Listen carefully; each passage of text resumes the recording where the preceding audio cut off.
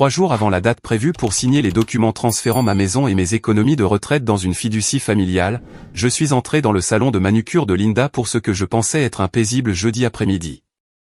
Je venais à Sunrise Nail toutes les 2 semaines depuis 11 ans. Linda Chen m'avait fait les ongles la semaine où j'avais enterré mon mari, le matin où j'avais pris ma retraite de l'enseignement, et tous les jeudis ordinaires entre-temps. Elle connaissait ma vie comme seul quelqu'un qui tient vos mains pendant 1 heure peut la connaître. La clochette au-dessus de la porte a tinté quand je suis entré. L'odeur familière d'acétone et de thé au jasmin m'a frappé avant que mes yeux ne s'ajustent à la lumière. Linda était derrière le comptoir de la réception, et au moment où elle m'a vu, quelque chose a changé sur son visage. Pas un sourire, quelque chose de plus tendu. Elle est passée rapidement derrière le comptoir, m'a pris le coude avant même que je puisse poser mon sac à main, et m'a guidé vers le couloir arrière sans un mot. Passé les postes de séchage, passé le débarras, jusqu'à la petite salle de pause où elle gardait sa bouilloire électrique et ses lunettes de lecture. « Linda, qu'est-ce que c'est que ça ?» Elle a posé un doigt sur ses lèvres et a pointé le mur. Puis elle a éteint la lumière du plafond. Je me suis tenu dans l'obscurité et j'ai écouté. Des voix venaient à travers le mince mur de plâtre, basses et proches. L'unité d'à côté était un petit bureau d'assurance qui était vacant depuis des mois. Il n'était plus vacant maintenant. Une voix d'homme d'abord, douce, patiente, le genre de voix qui coûte $400 de l'heure. Je l'ai reconnu immédiatement, Robert N., le conseiller financier que mon fils m'avait présenté il y a 8 mois, l'homme qui gérait les papiers de la fiducie. Puis une autre voix, une femme, nette, cinglante, parlant sur le ton mesuré de quelqu'un lisant une liste préparée, ma belle-fille, Amanda. Il ne lui a toujours pas dit la structure des frais de gestion, a-t-elle dit. Bien. Gardez ça comme ça jusqu'à ce qu'elle signe. Une fois la fiducie activée, vous avez une autorité discrétionnaire. Elle ne pourra pas contester une seule distribution sans une ordonnance du tribunal, et à son âge, avec son histoire, nous pouvons rendre cela très difficile pour elle. J'ai appuyé mon dos contre le mur et j'ai arrêté de respirer. Robert N. a dit, l'évaluation cognitive est prévue pour le 14. Le docteur Paulson a examiné le dossier que je lui ai envoyé.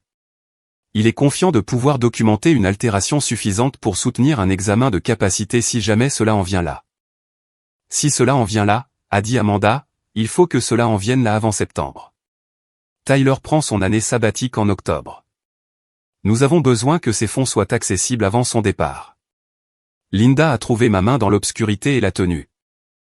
La maison seule vaut $360 000, a continué Amanda, les comptes de retraite sont de $420 000. Combiné avec ce que Tyler a hérité de l'assurance vie de son père, elle a marqué une pause, nous parlons de suffisamment pour être libre. Vraiment libre. Comprenez-vous ce que je vous dis? Robert N. a dit qu'il comprenait parfaitement. Une chaise a raclé. Des pas, une porte s'est fermée, le silence. Linda a rallumé la lumière. Ses yeux étaient pleins et ses mains tremblaient plus que les miennes. Ils étaient là la semaine dernière aussi, a-t-elle dit doucement. La même conversation. Je n'arrêtais pas de penser que je devrais t'appeler, mais je ne savais pas si je comprenais bien. Je ne voulais pas me tromper. Je l'ai regardé un long moment. Tu ne t'es pas trompé, ai-je dit. J'ai ramassé mon sac à main du sol où je l'avais laissé tomber sans le remarquer. J'ai traversé le salon, passé les postes de séchage, passé les jeunes femmes me regardant de leur chaise, franchi la porte d'entrée, et suis sorti dans l'après-midi de septembre. Je suis resté longtemps dans ma voiture sur le parking. Mon fils, Tyler, 41 ans, le garçon que j'avais emmené à chaque match de Little League dans 3 comtés, le garçon qui avait dormi sur la chaise de l'hôpital à côté de moi pendant 4 nuits quand son père mourait, le garçon que j'avais aidé à acheter sa première voiture. Co-signé son premier appartement, prêté de l'argent 2 fois sans le lui demander en retour. Et Amanda, sa femme depuis 6 ans, la femme qui m'appelait maman à Noël et m'envoyait des fleurs pour mon anniversaire. Et le docteur Paulson, un homme que je n'avais pas encore rencontré, qui avait déjà examiné un dossier sur mon esprit. Je n'ai pas pleuré. J'avais assez pleuré ces 2 dernières années, à travers le chagrin et le silence et les longues matinées sans Édouard. J'avais épuisé quelque chose cet après-midi-là, et ce qui restait était très calme et très froid et très clair. J'ai démarré le moteur. Je suis rentré chez moi. La maison était celle qu'Édouard et moi avions achetée en 1989, une coloniale en briques du côté et de Milaven, Indiana, avec un jardin qui donnait sur un ruisseau, et une cuisine qui sentait toujours ce que j'avais préparé pour le dîner la veille. Nous y avions élevé Tyler. Nous avions planté l'érable dans le jardin devant la maison l'année où il avait commencé la maternelle. Édouard était mort dans la chambre à l'étage il y a 7 ans, et je n'avais pas une seule fois envisagé de partir. La maison n'était pas un actif financier pour moi. C'était l'accumulation de 34 ans d'une vie que j'avais aimée. 420 000 $ en économie de retraite, 360 000 $ en capitaux propres, l'assurance vie de mon défunt mari, tout ce qu'Édouard et moi avions construit en 40 ans de travail et d'économie et de privation pour qu'il reste quelque chose. Vraiment libre, avait dit Amanda. Je me suis tenu dans la cuisine et j'ai regardé l'érable par la fenêtre. Je ne savais pas encore ce que j'allais faire, mais je savais que je n'allais rien signer vendredi. J'ai d'abord appelé Donna. Donna Marsh était ma plus proche amie depuis 32 ans. Nous avions enseigné la 4e année en face l'une de l'autre à l'école primaire de Milaven, nous étions assises ensemble à chaque réunion de faculté, et nous avions pleuré ensemble aux funérailles de nos 2 maris. Elle a répondu au 2e coup de sonnette et a écouté sans m'interrompre, ce qui fut le premier miracle de cet après-midi. Elle a dit, « Tu as besoin de Karen Webb. » Karen Webb avait géré la succession d'Édouard. Elle avait 54 ans, directe au point d'être abrupte, et avait passé 20 ans en droit des aînés avant de se lancer dans la pratique générale. Si quelqu'un comprenait ce que je venais de décrire, c'était Karen. J'ai appelé le bureau de Karen et j'ai dit à son assistante que c'était urgent. Karen m'a rappelé dans l'heure. Je lui ai tout raconté, le mur, les voix, les noms, les chiffres, l'évaluation cognitive prévue pour le 14, le docteur Paulson et son dossier préexaminé. La ligne est restée silencieuse un instant après que j'ai eu fini. Karen a dit, ne signe rien vendredi. Ne dis pas à Tyler que tu sais, et viens à mon bureau demain matin à 8 heures. J'ai dormi dans le fauteuil d'Édouard dans le salon cette nuit-là parce que je ne pouvais pas me résoudre à monter à l'étage. La maison me semblait différente. Pas dangereuse, exactement. Plutôt comme un endroit qui avait été regardé de l'extérieur par des gens qui le mesuraient. J'ai pensé à la chronologie. 8 mois depuis que Tyler m'avait présenté Robert N. 7 mois depuis que j'avais commencé à perdre occasionnellement le fil de petites choses, un rendez-vous ici, un nom là, des choses que j'avais attribuées au chagrin et à l'âge, des choses sur lesquelles je m'interrogeais maintenant différemment. Ces moments avaient-ils été réels? Ou quelqu'un avait-il simplement tenu une liste? J'ai pensé à la conversation que Tyler et moi avions eue en avril, quand il s'était assis à ma table de cuisine et m'avait dit gentiment qu'il était peut-être temps de penser à protéger mes biens. Il avait été gentil. Il avait été patient. Il avait apporté un dossier. Il avait dit, « Maman, je ne veux juste pas qu'il arrive quoi que ce soit à ce que toi et papa avez construit. » J'avais été touché. Je lui avais fait confiance. J'ai pensé à Amanda et à la façon dont elle se tenait toujours légèrement derrière Tyler quand ils étaient là, sa main sur son dos, ses yeux se déplaçant dans les pièces. J'ai pensé à mon fils. Je ne savais pas encore s'il était un homme qui avait été manipulé ou un homme qu'il avait choisi. Et j'ai découvert, assise dans le fauteuil d'Édouard dans l'obscurité, que la différence comptait énormément pour moi. Le bureau de Karen Webb était au 2e étage d'un immeuble du centre-ville, au-dessus d'une pharmacie qui était là depuis avant ma naissance. Elle m'a accueilli à la porte avec du café et a fermé les stores avant que nous nous asseyions. Je lui ai montré le dossier que Robert N m'avait donné 3 semaines plus tôt. Elle l'a lu 2 fois, lentement, comme elle lisait tout. Cette structure de frais de gestion, a-t-elle dit, en le posant et en tapotant la page 4. Si vous signez cela vendredi, Robert N prend 2,5% annuellement des actifs de la fiducie en tant que frais de gestion discrétionnaire, avec des frais de conseil distincts à son taux horaire pour toute transaction de plus de 10 000 $. Sur des actifs de cette taille, elle a fait une pause, cela représente environ 22 000 $ par an en frais seulement. Elle m'a regardé. Vous a-t-il expliqué cela? Non. Tyler? Non. Elle a mis le dossier de côté. Parlez-moi du docteur Paulson. Je lui ai dit ce que j'avais entendu. Elle a pris des notes sur un bloc-notes légal. Avez-vous remarqué des changements, a-t-elle dit avec précaution, dans votre propre cognition au cours des derniers mois? Quelque chose qui vous a semblé inhabituel? J'y ai pensé honnêtement. Il y avait eu quelque chose.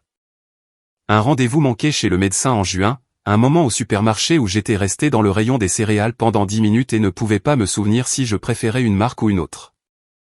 De petites choses. Des choses qui m'avaient légèrement effrayé et dont j'avais parlé à Tyler. Qui était au courant de ces incidents, a demandé Karen. Tyler, Amanda, et je les ai mentionnés à Robert N. lors d'une réunion en juillet quand il m'a demandé comment je m'en sortais. Karen a posé son stylo. Quelqu'un a préparé un dossier, non pas pour votre protection, mais pour l'utiliser. Elle s'est levée et a marché vers sa bibliothèque. Elle a sorti un mince volume de références et l'a ouvert à une page qu'elle semblait déjà connaître. L'abus financier des aînés en Indiana, a-t-elle dit, est un crime de classe C au minimum lorsque les actifs dépassent 100 000 $. La falsification de documents d'incapacité cognitive entraîne des accusations supplémentaires. Elle a fait une pause. Si le docteur Applegate, Paulson dépose une évaluation qu'il a fabriquée, si Haynes a structuré cette fiducie pour en tirer profit par des frais non divulgués, si Amanda a dirigé l'une de ses actions, elle m'a regardé, nous pouvons poursuivre. Mais nous avons besoin de preuves au-delà de ce que vous avez entendu. J'ai besoin de quelqu'un qui puisse trouver des preuves. J'ai dit. Elle a écrit un nom sur un morceau de papier et l'a glissé sur le bureau. Marcus Webb. Pas de lien de parenté. 22 ans de crimes financiers avec la police d'État de l'Indiana avant de prendre sa retraite. Il est minutieux et discret. J'ai pris le papier. Qu'en est-il de la signature vendredi? Elle a secoué la tête. Vous allez appeler Tyler ce soir et lui dire que vous ne vous sentez pas bien, un mal de tête, rien qui ne suscite l'alarme. Il vous faut 72 heures. Je suis rentré en voiture par le centre-ville de Milaven, devant l'école où j'avais enseigné pendant 26 ans, devant la bibliothèque où Édouard avait été bénévole les samedis matins, devant tous les repères d'une vie que j'avais construite ici. J'ai appelé Tyler à 4 heures de l'après-midi. Sa voix était chaleureuse quand il a décroché. Maman. Et, tout va bien? Je lui ai dit que j'avais un fort mal de tête et que je devrais peut-être reporter le rendez-vous de vendredi. Il a dit bien sûr, pas de problème, prends soin de toi. Sa voix était chaleureuse. J'ai cherché quelque chose en dessous et je n'ai pas pu être certaine de ce que j'ai entendu. Il a dit, je t'aime, maman. J'ai dit, je t'aime aussi. Je suis resté le téléphone à la main après que nous ayons raccroché et j'ai essayé de comprendre comment les deux choses pouvaient être vraies en même temps. Marcus Webb est arrivé chez moi le lendemain matin, portant une mince mallette et un cardigan gris qui le faisait ressembler à un professeur de sciences à la retraite plutôt qu'à un ancien enquêteur. Il avait 66 ans, parlait doucement et avait les yeux d'un homme à qui on avait menti professionnellement pendant 2 décennies et qui avait développé une calibration interne très précise pour cela. Je lui ai tout raconté depuis le début. Il a pris des notes sans réaction jusqu'à ce que j'ai fini. Il a dit, le document de fiducie. Puis-je en garder une copie? Je lui ai donné le dossier. Il a dit, j'aurai besoin du nom complet de Tyler, de sa date de naissance et du nom de son employeur, du nom d'Amanda, du numéro de licence de Robert N. si vous l'avez, et du nom complet du docteur Paulson. J'avais la plupart des informations. Il a dit qu'il pouvait trouver le reste. Une question, a-t-il dit en se tenant à ma porte pour partir. Votre fils.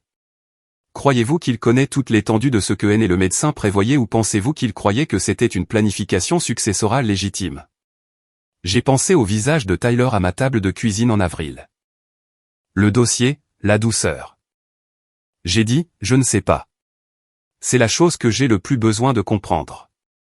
Marcus a hoché la tête. C'est la bonne chose à avoir besoin de comprendre.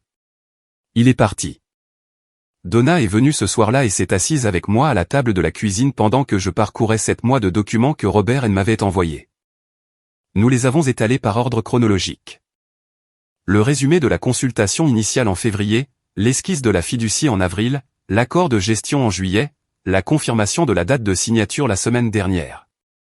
8 mois de construction minutieuse et méthodique. Chaque document légèrement plus complexe que le précédent. Chacun menant logiquement au suivant. Donna a dit, il savait que vous étiez en deuil. Il savait que vous étiez seul. Il vous a fait entrer là-dedans pas à pas. À 9h15 ce soir-là, mon téléphone a vibré. Marcus.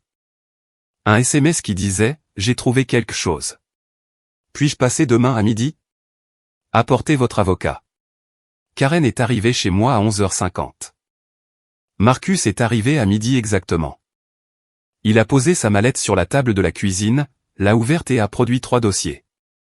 Le premier, il a appelé l'argent. Robert N avait un passif. Une cliente à Fort Wayne, 68 ans, qui avait perdu 212 000 $ en frais non divulgués entre 2019 et 2021 avant que sa nièce n'engage un avocat. Un règlement scellé. Une cliente à Indianapolis, 71 ans, même schéma. Une plainte réglementaire déposée auprès du bureau du secrétaire d'État de l'Indiana en 2022 qui était encore techniquement ouverte. Il faisait ça, a dit Marcus, à des femmes qui venaient de perdre leur mari et qui avaient des enfants adultes qui se présentaient comme des défenseurs dignes de confiance. Karen s'est penchée en avant. La structure des frais de gestion qu'il a donnée à Margaret, a-t-elle prononcé mon nom sans lever les yeux du document, reflète la structure de l'affaire de Fort Wayne presque exactement. Le deuxième dossier était celui d'Amanda. Elle avait travaillé dans la planification successorale avant d'épouser Tyler, non pas en tant qu'avocate, mais en tant que parajuriste dans un cabinet à Columbus, Ohio, de 2012 à 2016. Marcus avait parlé à un ancien collègue là-bas, officieusement. Amanda était partie dans des circonstances qui avaient été discrètement décrites comme une rupture due à des irrégularités de documents clients. Rien n'avait été poursuivi. Rien n'était officiel. Mais elle savait exactement comment les documents de fiducie étaient structurés. Elle savait exactement quel langage dissimulait les frais et transférait l'autorité. Le troisième dossier était le pire. Le docteur Gerald Paulson n'était pas un neurologue certifié par le conseil. Il avait une licence de pratique générale en Indiana et avait suivi une formation continue en évaluation cognitive il y a 2 ans. Il n'était pas, a dit Marcus avec précaution, le genre de médecin que l'on appelle quand on veut vraiment savoir si quelqu'un a un déclin cognitif. Il était le genre de médecin que l'on appelle quand on a besoin d'un morceau de papier. Il a été retenu comme consultant pour 2 autres arrangements de fiducie au cours des 3 dernières années. Marcus a dit, les 2 impliquaient des femmes de plus de 65 ans, les 2 impliquaient la même structure de frais de gestion de haine. L'une de ces femmes est actuellement dans une maison de soins pour la mémoire près d'Indianapolis. Sa famille a vendu sa maison l'année dernière. Karen m'a regardé de l'autre côté de la table. J'ai regardé le troisième dossier. J'ai dit, Tyler était-il impliqué dans la situation de Columbus? Marcus a secoué la tête. Ils se sont rencontrés en 2017, l'année après qu'elle ait quitté ce cabinet. Autant que je puisse déterminer, votre fils croyait que c'était légitime. Amanda lui a présenté N. Amanda a suggéré la structure de la fiducie. Amanda l'a présenté à Tyler comme vous protégeant. Je suis resté avec ça un instant. Y a-t-il quelque chose qui prouve la participation de Tyler à la fraude en connaissance de cause, a demandé Karen. Marcus a réfléchi. Il a signé un document en tant que cofiduciaire désigné. Il pourrait faire face à des questions, mais l'intention semble provenir d'Amanda et de N. J'y pensais depuis la nuit où je me suis assise dans le fauteuil d'Edouard. J'avais pensé à appeler Tyler en privé avant toute autre chose. J'avais pensé à simplement ne pas signer et laisser la chose se dissoudre tranquillement. J'avais pensé à toutes les façons de gérer cela qui ne nécessitaient pas que quiconque regarde directement la vérité dans une pièce pleine de gens. Mais j'ai pensé à la femme près d'Indianapolis dans l'établissement de soins pour la mémoire. Sa maison vendue, son argent parti, sa famille satisfaite. J'ai pensé aux 2 femmes avant elle. J'ai pensé à quiconque viendrait après moi si rien n'était fait. J'ai dit, je veux reporter la signature à dimanche après-midi chez moi. Invitez Tyler et Amanda et N pour ce qu'ils croient être une signature finalisée. Dites-leur que je suis prête. Karen m'a regardé attentivement. Et ensuite? Et ensuite je veux en finir, ai-je dit. La signature était prévue pour 15 h dimanche. J'ai passé le samedi à nettoyer la maison de fond en comble. J'ai préparé la recette de rôti de bœuf d'Edouard, celle qu'il avait faite chaque dimanche de notre mariage, et je l'ai laissé remplir la cuisine de l'odeur de notre vie commune. Je me suis assise à son bureau dans le bureau et j'ai regardé sa photographie longtemps. Je lui ai dit ce que j'étais sur le point de faire. Je lui ai dit que j'avais peur. Je lui ai dit que la peur n'avait pas d'importance. Donna est arrivée à 13 h dimanche pour s'asseoir dans le salon et être témoin. Frank Okafor, qui avait été le directeur adjoint de mon école pendant 15 ans et à qui je faisais confiance plus qu'à presque n'importe qui au monde, est arrivé à 13 h 30. Karen était déjà là avec une collègue de son bureau. Marcus était assis dans le fauteuil du coin avec sa mallette. À 14 h 50, j'ai entendu une voiture dans l'allée. Je me suis tenu à la fenêtre de la cuisine et j'ai regardé Tyler et Amanda monter l'allée. Tyler portait un porte-document en cuir. Amanda avait les cheveux détachés et portait le blazer bleu qu'elle mettait quand elle voulait paraître professionnelle. La voiture de Robert N s'est garée derrière eux. J'ai ouvert la porte d'entrée et j'ai souri. Tyler m'a serré dans ses bras. Il sentait le même cologne qu'il portait depuis ses 22 ans, celui que je lui avais offert pour Noël l'année où il avait obtenu son diplôme universitaire. Il a dit, « Tu as bonne mine, maman. Comment va le mal de tête ?»« Mieux, » ai-je dit. « Entrez. J'ai fait du rôti de bœuf. » Amanda m'a serré dans ses bras et a dit que la maison sentait merveilleusement bon et m'a appelé maman.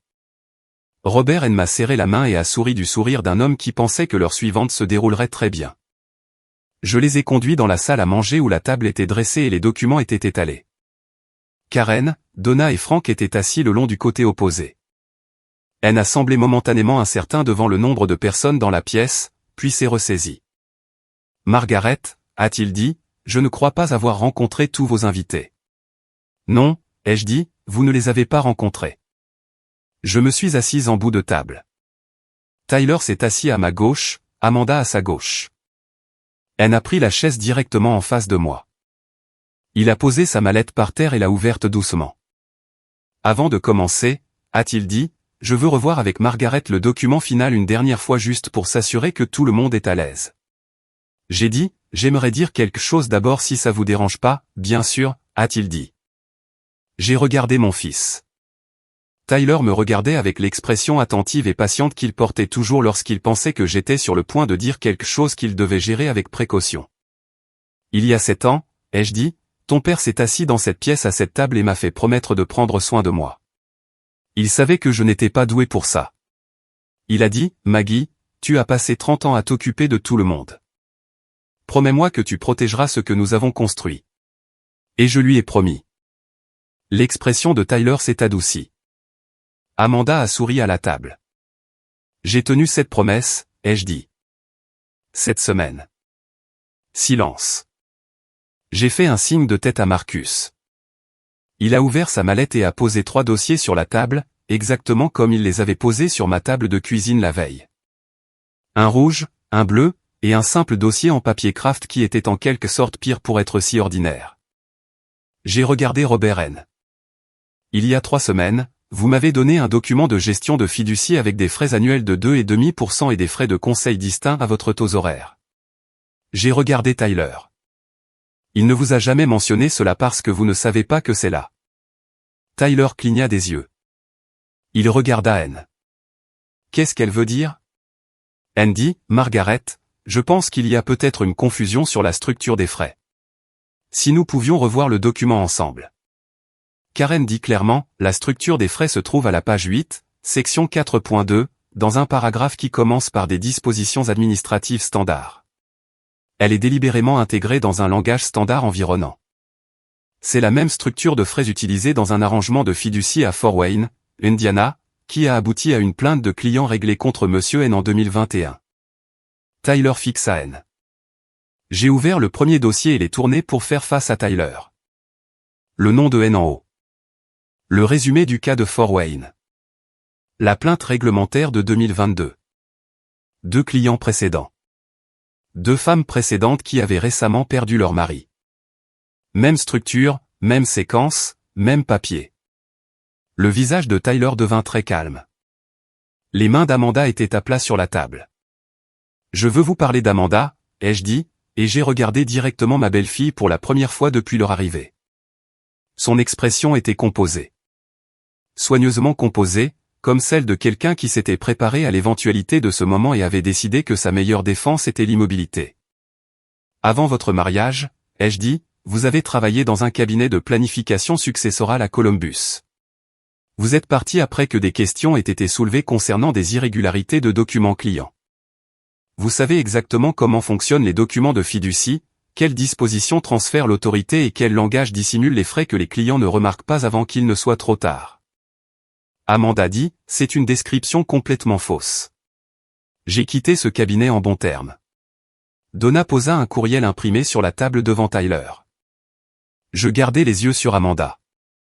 Vous avez présenté votre mari à Robert N. Vous avez suggéré cette structure de fiducie. Vous l'avez présenté à Tyler comme vous protégeant parce que Tyler m'aime et ferait n'importe quoi pour me protéger. Vous avez utilisé cela. Amanda dit, c'est offensant. Je n'ai toujours cherché qu'à aider cette famille. Tyler regardait le courriel que Donna avait placé devant lui. Je ne pouvais pas voir son visage.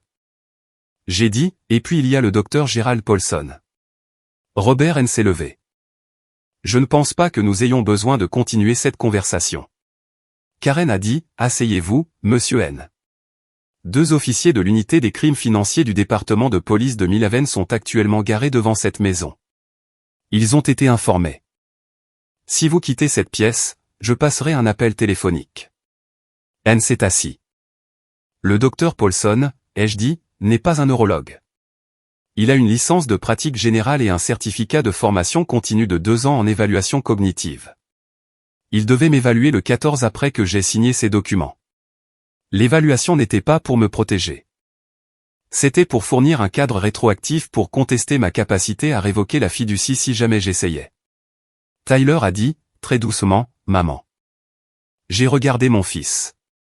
Son visage était pâle. Il regardait le dossier devant lui, pas moi, pas Amanda.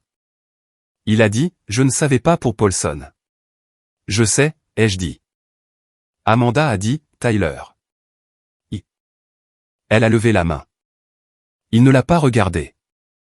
2 personnes, ai-je dit, en regardant la pièce, ont déjà tout perdu à cause de ce schéma. Une femme à Fort Wayne a perdu 212 000 $. Une femme près d'Indianapolis a vendu sa maison l'année dernière et se trouve actuellement dans une maison de soins pour la mémoire que sa famille paie avec ce qui restait de ses économies. Aucune d'elles n'a fait quoi que ce soit de mal. Elles ont fait confiance aux personnes qui étaient censées les aimer et les conseiller. La pièce était très silencieuse. Je veux être clair sur quelque chose, ai-je dit. Je ne suis pas confuse. Je ne décline pas. Je n'ai pas besoin de protection contre mes propres décisions. J'ai 67 ans. J'ai enseigné pendant 26 ans. J'ai élevé un bon fils et j'ai enterré un bon mari et j'ai géré chaque année de ma vie depuis lors par moi-même avec clarté et sans aide. Personne dans cette pièce ou ailleurs n'a le droit de décider autrement. Karen s'est levée. Robert N., a-t-elle dit, vous êtes signalé au bureau du secrétaire d'État de l'Indiana pour enquête sur des abus financiers envers les personnes âgées, la dissimulation frauduleuse de frais et la conspiration. Le docteur Paulson sera séparément signalé à l'ordre des médecins de l'Indiana. Je recommande des accusations criminelles. Elle a regardé Amanda. Les 2 agents sont venus à la porte. Elle est partie sans parler. Il avait l'air, au final, très petit. Amanda a regardé Tyler. Son calme s'était évanoui. Elle avait l'air effrayée comme les gens ont l'air effrayés quand ils ont opéré derrière un masque et que le masque a été retiré plus vite qu'ils ne s'y attendaient. Elle a dit, je faisais ça pour nous, pour notre avenir. Tu sais quel est mon salaire. Tu sais combien nous devons. Elle s'est arrêtée. Tu sais que je n'avais pas l'intention de la blesser. Tyler n'a pas répondu. Amanda a pris son sac et est passée devant moi sans me regarder et est sortie par la porte d'entrée. La pièce est restée silencieuse longtemps après que les voitures aient quitté l'allée. Frank a versé de l'eau. Donna a posé sa main sur mon épaule. Karen a rangé ses documents efficacement, comme elle le faisait toujours, comme je l'avais toujours admiré.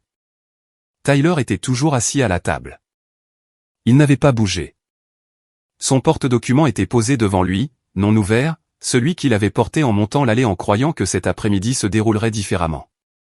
Il a dit, « Maman, je suis tellement désolé. » Je me suis assise à côté de lui. Il a dit, « Je l'ai cru. » Quand elle m'a dit que tu oubliais des choses, quand elle a dit que N était l'un des meilleurs de l'État, quand elle m'a apporté les papiers. Il s'est arrêté. Je voulais te protéger. Je pensais que c'était ce que je faisais. Je sais. J'aurais dû te demander directement. J'aurais dû venir te voir d'abord au lieu de travailler à ton insu. Il a mis ses mains sur son visage. Je t'ai traité comme si tu avais déjà besoin d'être géré et ce n'était pas le cas. Ça ne l'a jamais été. Non, je ne l'étais pas. Il est resté silencieux un instant. J'ai besoin que tu saches quelque chose, a-t-il dit. Si j'avais su ce qu'il y avait dans ces documents, ce que N prévoyait, ce qu'elle avait fait avant. Il s'est de nouveau arrêté. Je ne l'aurais pas fait. Jamais. Quoi qu'il arrive. J'ai regardé mon fils, 41 ans, la mâchoire et les mains de son père et la même qualité que son père avait toujours eu de ne pas pouvoir cacher ce qu'il ressentait. Édouard aimait ça chez lui. Moi aussi. Je sais, ai-je dit de nouveau. Je te crois. Il a levé les yeux. Mais Tyler, ai-je dit, tu as laissé quelqu'un te dire que je faiblissais. Tu as laissé quelqu'un monter un dossier autour de mon chagrin et l'appeler protection. Tu ne m'as pas demandé. Tu as arrangé les choses autour de moi au lieu de les arranger avec moi parce que quelque part, tu as décidé que j'étais déjà devenu quelqu'un qui avait besoin d'être arrangé. Il n'a pas essayé de discuter. Il a juste regardé la table. C'est la partie dont nous devons parler, ai-je dit. Pas aujourd'hui, mais bientôt. Il a hoché la tête. Dans les semaines qui ont suivi, le silence est revenu à la maison du côté et de Milaven, non pas le silence creux des années sans Édouard, mais quelque chose de plus habité. Linda appelait une fois par semaine. Frank venait dîner le jeudi. Donna était Donna, c'est-à-dire qu'elle était constante.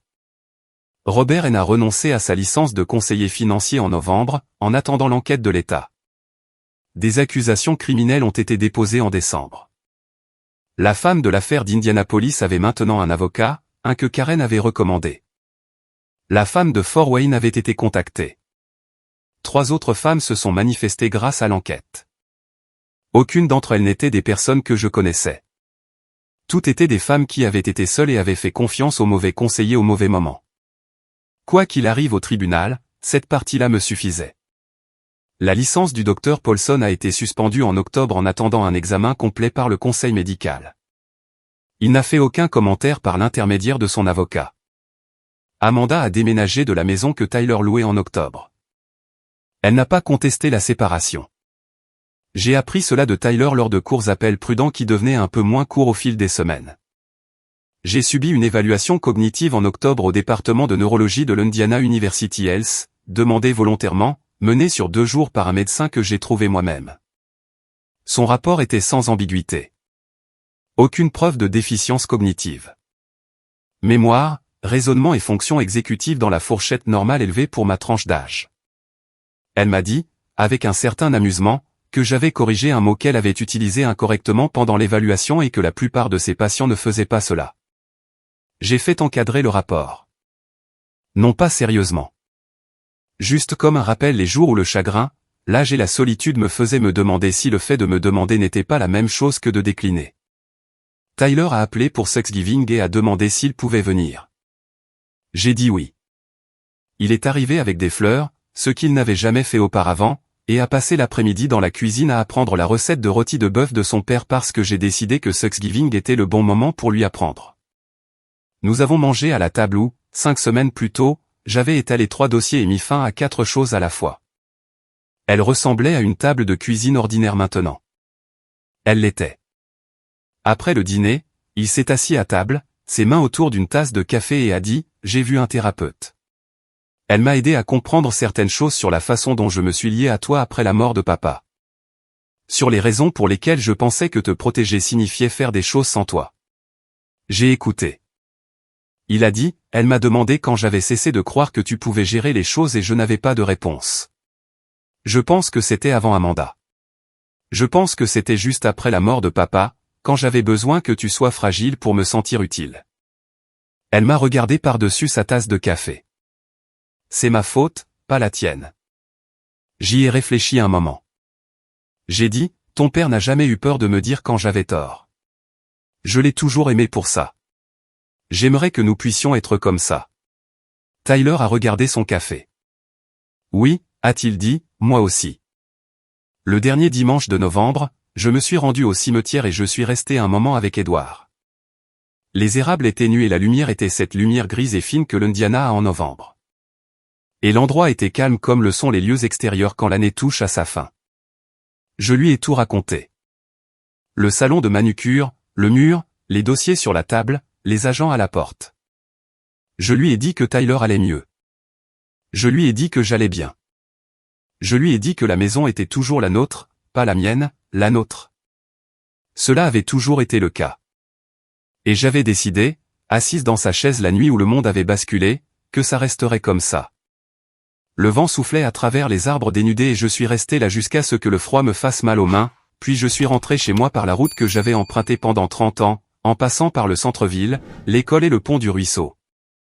Et je me suis garé dans l'allée sous l'érable qui était maintenant plus vieux que l'âge de Tyler quand nous l'avions planté. Je suis entré, j'ai fait du thé et je me suis assise dans la cuisine, dans le silence qui était le mien. Si vous êtes resté avec moi à travers tout cela, je veux vous poser une question honnêtement parce que je me pose une question depuis le dimanche après-midi où tout a éclaté à ma propre table à manger. Je pensais à l'époque que le plus difficile était ce que Robert N avait prévu, ce qu'Amanda avait construit autour de mon chagrin comme une structure, ce que le nom du docteur Paulson sur un dossier aurait signifié pour le reste de ma vie. Mais le plus difficile, c'était mon fils. Pas ce qu'il a fait. Ce qu'il croyait de moi avant que tout cela ne commence.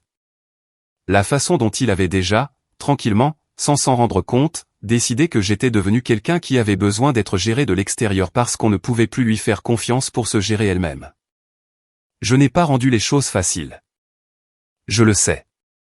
Après la mort d'Edward, je me suis replié sur moi-même comme je le fais toujours quand les choses font mal et j'ai gardé Tyler à distance.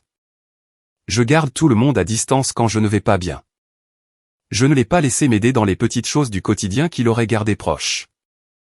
J'ai choisi la compétence plutôt que la connexion parce que la compétence avait toujours été la chose que je savais comment exercer.